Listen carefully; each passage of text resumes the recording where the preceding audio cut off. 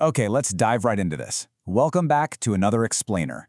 Today, we are exploring a deeply inspiring, vibrant Christian study called Declare It, God is Turning It Around. It is absolutely packed with the life-changing power of speaking faith over fear.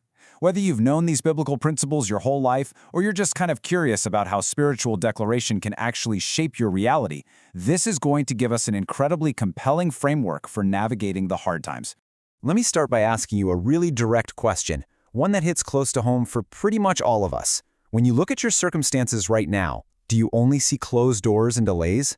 It is so easy to look at our obstacles through our natural, human eyes. When we hit a wall, our first instinct is to just stare at the bricks. And hey, those delays and struggles, they are very real. But today, we're going to fundamentally question the lens we're using to look at them. And this brilliantly illustrates the exact contrast we're talking about. On the left side, we have what our natural eyes see: closed doors, frustrating delays, and endless problems. But look at the flip side. God's promise sees opportunities, vital preparation, and solutions. Think about it. A closed door is often just an opportunity in disguise, right? A delay isn't a denial. It's just a crucial period of preparation. It's this massive shift from our limited earthly perspective to a much bigger divine vision for our lives. So how do we actually make that shift? Well, it all comes back to a famous verse. Death and life are in the power of the tongue, from Proverbs 18, verse 21. The huge takeaway here is that our words literally carry weight. They can tear down or they can build up. We have got to stop spending our days declaring our struggles, saying stuff like, "Man, nothing's working," or "I'm always struggling." We need to stop giving our fear the microphone and start giving our faith a voice. Which brings us to section 1. Declare that God is with you, especially when navigating the difficult seasons. Look, we all know perfectly well that dark, difficult seasons are completely inevitable. But while the hard times are a guarantee, facing them alone absolutely is not. Isaiah 43 verse 2 says, "When you pass through the waters, I will be with you." Now, the absolutely crucial word there is when. Notice it doesn't say if you pass through the waters. Trouble happens, but the glowing promise attached to it is that God's presence is guaranteed right there with you, even in the absolute deepest waters. And that divine presence, it connects directly to your own personal strength. Philippians 4:13 reminds us, "I can do all things through Christ who strengthens me." We need to completely banish the phrase, "I can't make it," from our vocabulary. Because if God is with you in those deep waters, relying on just your own limited human strength isn't your only option anymore. You're invited to tap into Christ's power to get through whatever battle you're facing today. So let's actually put this into practice. I want you to literally declare these truths with me right now to build some momentum. Ready? God is with me. God is for me. God is strengthening me. I will not be defeated, and I will keep moving forward.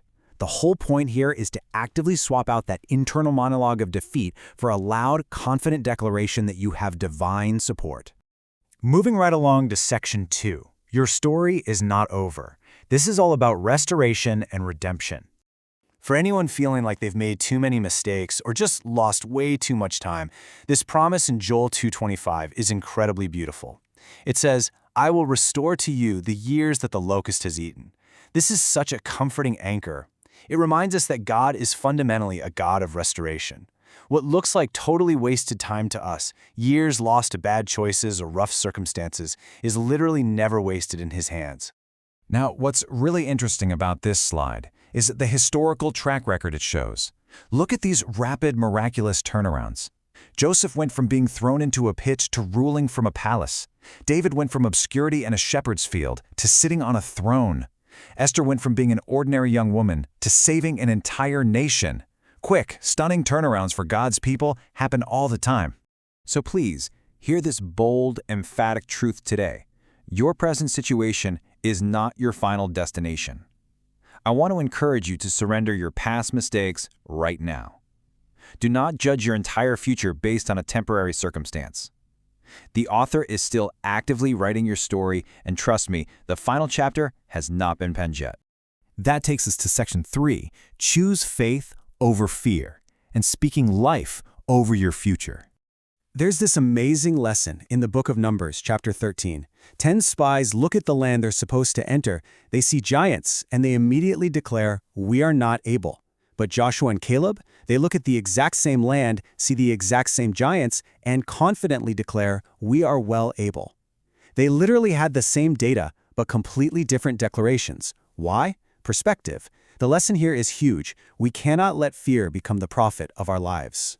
Let's move to and see how this builds, because it perfectly captures that clash between panic and trust. When the paralyzing voice of fear says, "There is no way," faith steps up and says, "God can make a way." When fear whispers, "You aren't going to make it," faith responds, "God will help me." You have to instantly counter that internal voice of panic with a loud declaration of what God can do.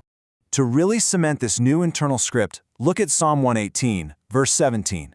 "I shall not die, but live and declare the works of the Lord." Use this verse to actively speak life, wisdom, and grace over your future and over your family. It's not about just barely surviving the day, It's about living purposefully and flat out refusing to be controlled by the fear of yesterday's failures. Up next is Section 4, Pray for the Breakthrough, Rising with Fresh Faith. If you're feeling weary in the waiting right now, I want you to hold on to this incredibly comforting promise found in Isaiah 40, verse 31. Those who hope in the Lord will renew their strength. It's a divine exchange. When you bring your private disappointments, your confusion, or your anxiety to God, He actually exchanges it for renewed strength. You can rise above your disappointment today, fueled by completely fresh faith. And here we are at the climax of our explainer. Section 5, the final breakthrough declaration, taking authority over your future. I want you to read these with me loud and proud. Let's start taking some authority right now. I am a child of God. God is with me. God is for me. I choose faith over fear. I choose hope over despair. You can feel that energy building, right? Actively replace that old mindset of defeat with an unshakable identity in divine support. Let's keep that exact momentum going. My past does not control my future. God is restoring what was lost. God is directing my steps. I will not give up. Absolutely no opposition, no bad break, and no past mistake is going to cancel the specific plans God has for you. Make the choice right now to keep believing. Now declare this with absolute conviction. God is still working. God is still moving. God is still opening doors, and God is still making a way.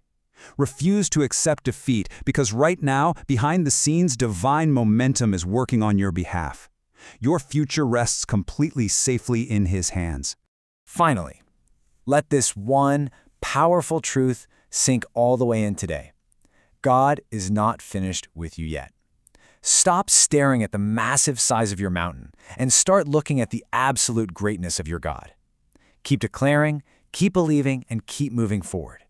I really hope this explainer brought these concepts to life and equipped you with a totally fresh perspective.